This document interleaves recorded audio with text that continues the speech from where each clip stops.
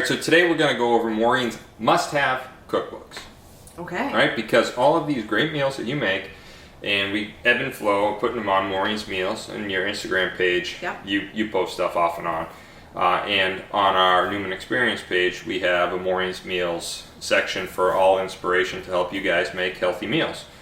Low inflammatory, healthy meals, right? Yep. So, where do you get your inspiration for all these meals from? Because I know that a lot of people think, oh, you make them all on your own and out of the blue. But you got to get your inspiration from somewhere, right? So, what are they? Well, one of my favorite things to do, Mm-hmm. Is what? is scroll Pinterest. You do scroll Pinterest a lot.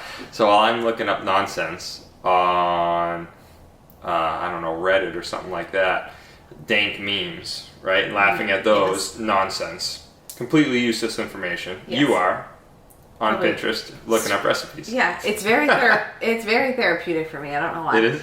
But what I typically do is if I find something that looks like we would enjoy it or the kids would enjoy it or whatever, then I'll look at the recipe and from there I make the adjustments to kind of fit our Okay, so lifestyle. Pinterest is pictures, because I'm not on Pinterest. It's all pictures.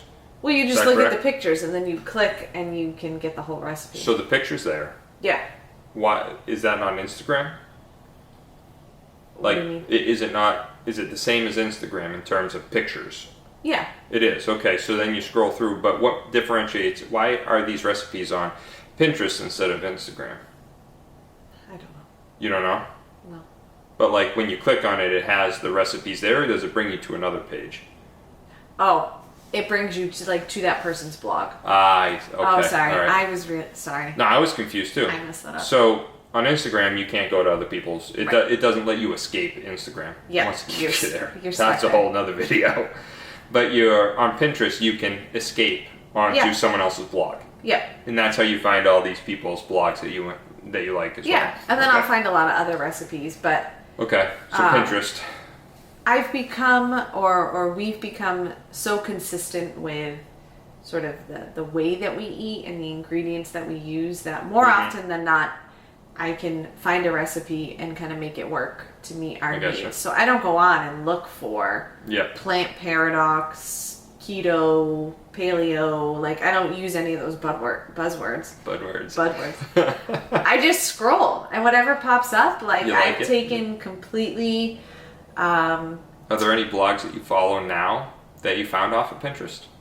No, I don't. Do it No, like that. just Pinterest. All right, cool. All right, Yeah. so you found a lot of good stuff on Yeah. Pinterest. What else you got?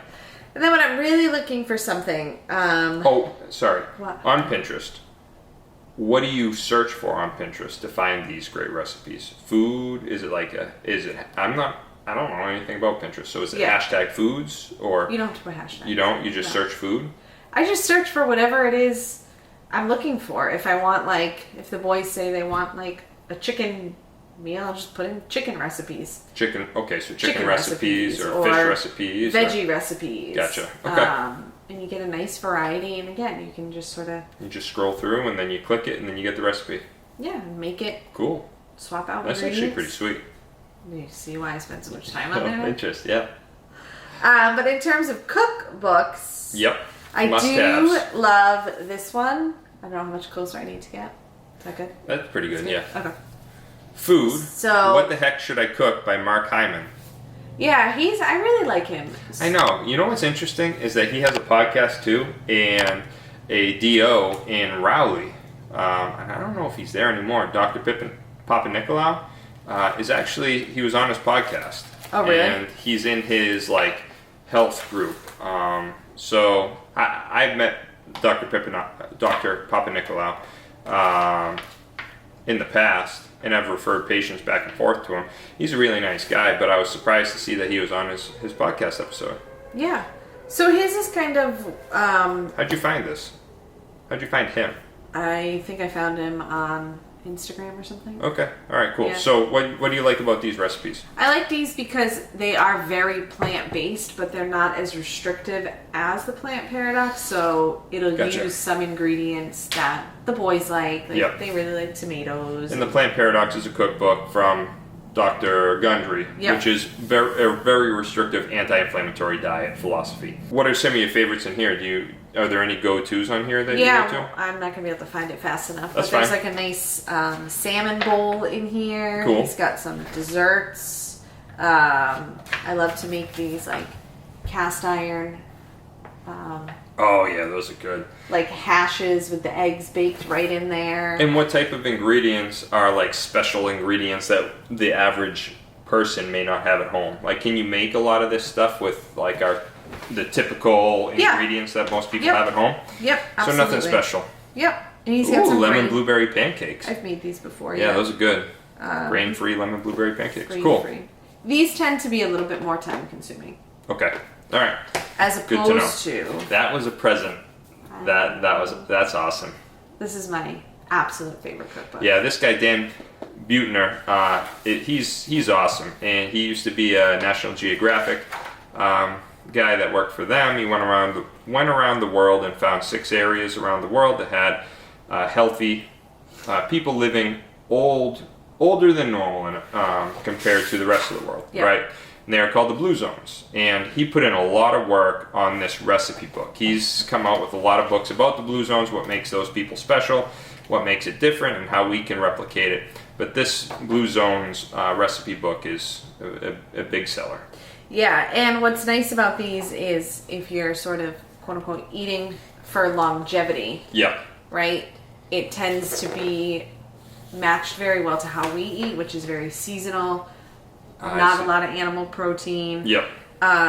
And really like making the most of the ingredients that you already have.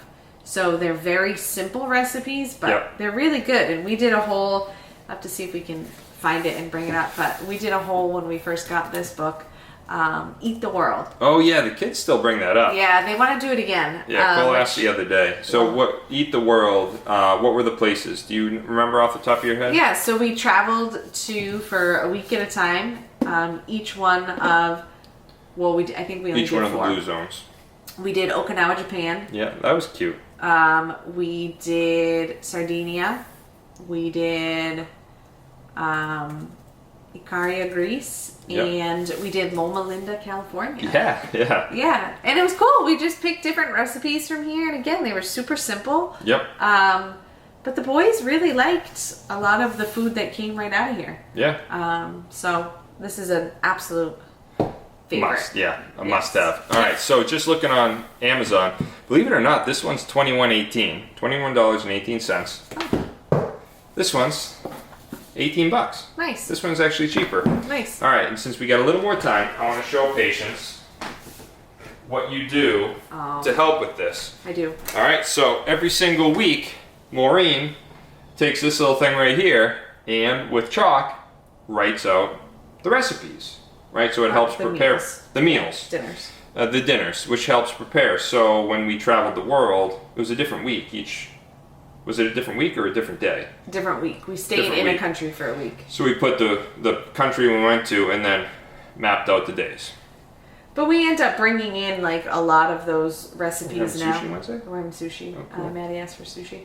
Nice. Yeah, so we tried to sort of, for a little variety and diversity, we Yeah. try to bring in the different culinary flavors from around the world. Yeah, each week. and my guys, when they come a little later in the week, they're a little more picky about the way that they eat. So you can even write down like what they know they're getting, right? So we're having taco bowls and flatbreads instead of sushi, veggie bowls, sandwich, all that, right? Yeah. So they're able to see, the kids are able to see what they're getting, and helps you prepare.